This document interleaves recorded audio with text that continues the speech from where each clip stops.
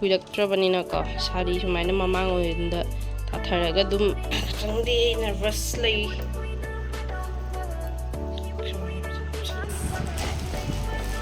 Wow, Redmi Watch 380. Okay. Hi ma'am, good morning. So ngasi akhoi thabak se ataichu ngasi Sunday ni na ko thabak se haugatle yumgi lotion bagi garden lotion bagi do nupa macha ani su lae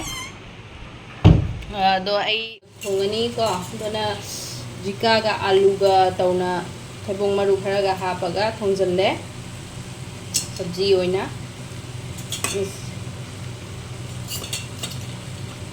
사바시가 얌나 타우 짜바 야데바 누나 강소에 마가 세마가 통데바 앙오바 마가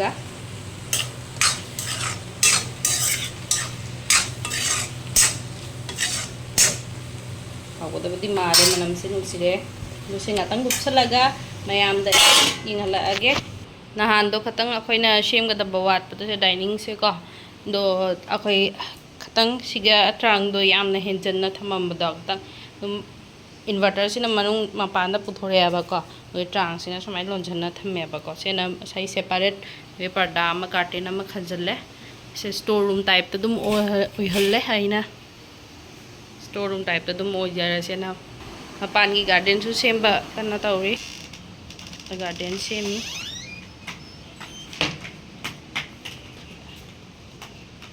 sena sem gre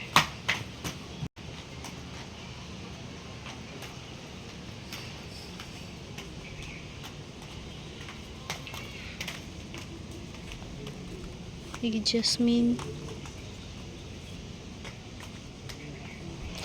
garden se mayam siga wa kaya laita banina sumaina net green net na mayam puna makhanai ko do maina ako su khari do khajal laga khara pvc ai do oi ngang sing kai non dinda sara rakpa matam da pambi koi tap ka mayam thari se do moina kaino taw ya yam problem oi ba ai da tare do na tang privacy oi na sumaina net na khajal ladi Fazarani. Sitra yung mayam. Kindi. Shoo. Mayam iru maja thok na hana lunch se lakoi lunch kam breakfast oire ko.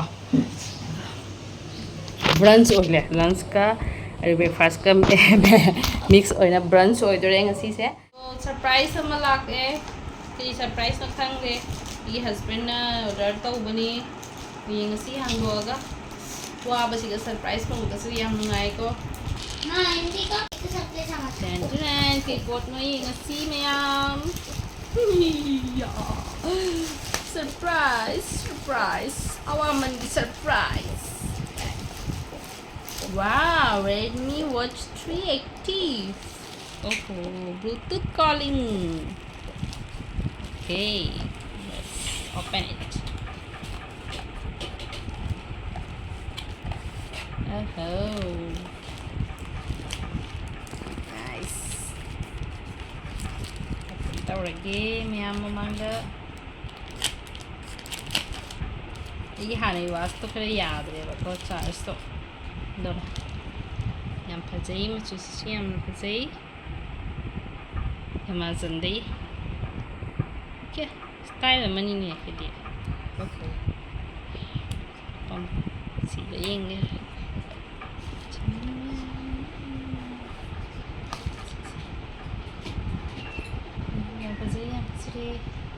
Thank you so much. Sibiri. Ay siba haitre. Sibiro ay haitre siba. Okay.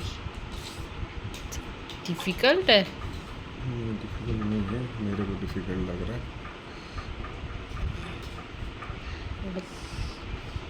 Yeah, pressed it. Okay, wow. Yeah. That looks my style mani ko.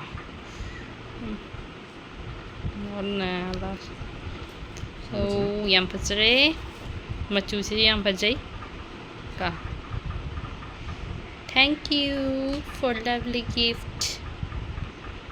So mayam thabak se loisalak pada ai tumning mana su loe mit se yadre ba ko mayam uramani ai mit se ke di tawre wamandana 1 week phare ko mayam tawre ise semdok sajak tawre ise ado mayam haji shifting si loina na ko ai gi akhoi gi siga program tawdoi sigi khoi jagoi tawdoi sigi ka costume su khara lae do costume do aina leijaba vidu to adum secharani adugai atei ornament sing do su ai imanabi amanda manipur dei tap kiba ma chuti thokiba do ma pubire e do mayam da yeng hanbirake akhoi nang handak jagoi hadoi se akhoi gi program gi starting da mayang gi dibandana ganesh vandana gummana hawya ba ko do handak se akhoi mitei jagoi gi ko lai gi akhoi goddess ki oina tawbiro haire first dance welcome dance se akhoi gi oidoini aduna akhona panthoibi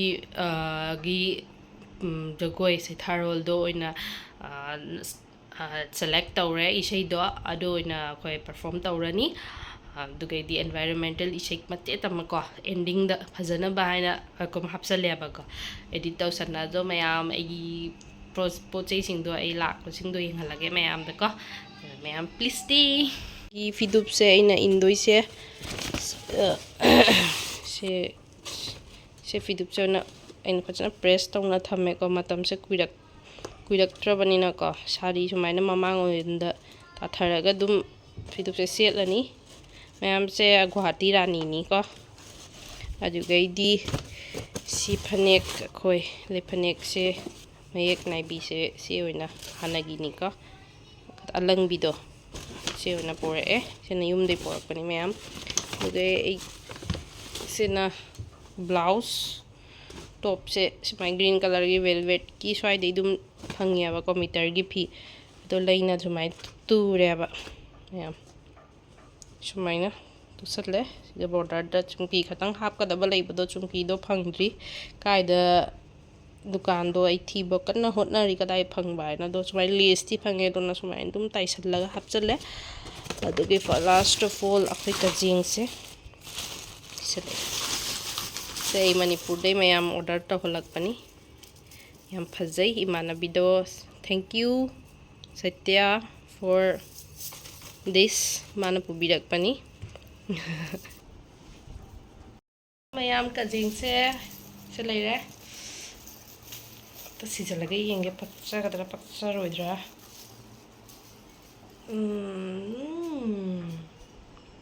not bad mayam khangde jagoi pidup ka selaga de phajagadra but yang si mai tai gi dress ka phajai ko samse program numitadi samse sumai thado ne ba ka dukai sanali kol si ga do sirani okay मैं my first time ni ka jing si ga jagoi chado se to na changdi nervous lai kamay sulani okay ding so mayam pasabayong I'm very much excited for this performance. I'm excited about the performance ka so I ka jing upna pura perform tawdoi se yamna ai first time oidoi ni ko kaina normally without kajing ai perform tawrai do ajing upna ji pura traditional look ta ai perform tawdoi ni so maya all the best I view program gi tamakta so akoi practice ti mayam loidri practice se akoi ise ga ai ga ni tawdoi se aduna manadra di phajaro ana akoi kanna ne ti ai gi practice tari ka pung half an hour ta su oina putho su tai ge koi practice tori akoi khut lei ba sathe panana ba phajana ba kai no program moi program di normal program ho jar su akoi gi tamak ta di ka akoi culture se tradition se uttoi bani na ka shoi ba ya de hana akoi kanna hot najari so mayam ngasi gi video se siga dum loisan jarage ado I will try mayam da medum adum update pirak pa doge akoi program no mita su mayam da adum connect ro jarake so mayam bye stay blessed and be safe mayam see you in next video loving